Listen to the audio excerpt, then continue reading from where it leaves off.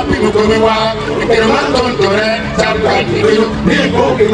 well, to me, what the king got me up over them, Mato, I should have been a no damn way. They don't want that Mato, now you may know it, I don't buy no way out without you.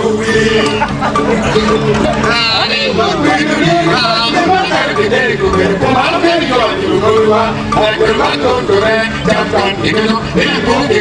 well, to me, what the king got me up over them, Mato, I should have been a